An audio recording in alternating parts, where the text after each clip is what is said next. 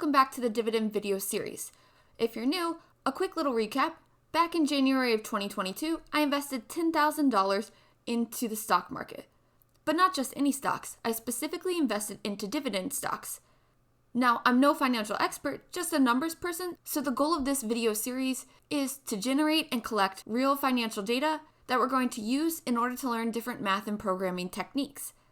So, with that being said, in today's video, I'm going to go over the revenue that I made in March and how my investments have changed so far in April.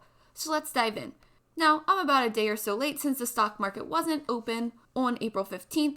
However, we can see here on my chart the exact value of my portfolio at the close. So for Friday, April 15th, 2022, my portfolio value was $12,569.58. So let's go over and update that Excel spreadsheet that we're going to read in our Jupyter notebook. So for the month of April, again, we said our portfolio value was $12,569.58. So now that we've got the current portfolio value, how much did I actually input for this month so far? Well, we're going to have to go over to YouTube and see how much I earned for March. So switching over to YouTube for my channel analytics page, you can see that for the month of March, I made $766.00. All right, so entering that number in, $766.00. Let's go ahead and save this file and open up our Jupyter notebook. We've gone ahead and opened this up, so let's rerun all of our different cells. Remember, the first cell is just importing pandas and pyplot. Then for our next cell, we're reading in that Excel file, our monthly tracker that we've just updated. So when we run this file and it prints out that data frame, we should see another row. The row for April, how much we invested in April, and the current value of our portfolio. And there we have it. Remember, our next cell is going to tell us the gains. And the gains is the most recent value of our portfolio minus all the amount that we've invested. So it's this final total in our portfolio value minus the sum of all our inputs. Last month, we were down about $300. Let's see what we are currently for the month of April. And look at that.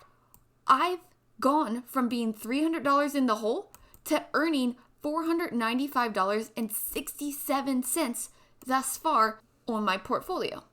Now, I would like to represent this number in a more meaningful way. Because think about it, if I invested $100,000 and had only made $495 off of it so far, that's not really as much as if I were to invest only $1,000 and have $495.67 more than that original $1,000. So I want to calculate this as a percent. So remember, my total input represents the sum of all the money I've put into my portfolio. So let's go ahead and add a new cell right below our output here. And I just want to print out that total input so I can see exactly what it is. So my total input is $12,073.91. I've earned $495.67 off of this amount. So let's see the percentage that the portfolio has grown. So writing a comment, I'm going to say that this calculates the percentage of growth. And how I'm going to do that is I'm going to say growth equals, I'm going to take my current gains and divide it by my total input value. So that's going to be this 495 over 12,073. And then I'll go ahead and print out that growth. But remember, this number is going to be in decimal form, so I'm going to multiply it by 100. And I'll go ahead and put a percent sign on it as well as a string so that we can see that output in percent form. And there we have it. The portfolio has grown by 4.105%. Part of this growth is to do with just the stocks increasing in value, and the other part is the fact that these are dividend stocks. So I'm getting a dividend from the stocks themselves that are being reinvested.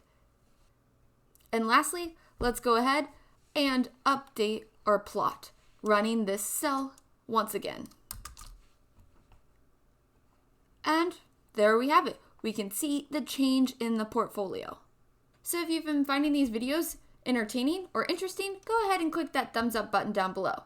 And stay tuned for later videos in this series where we're going to start working with pie charts and other data visualization techniques.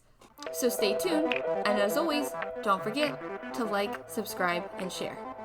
Happy learning!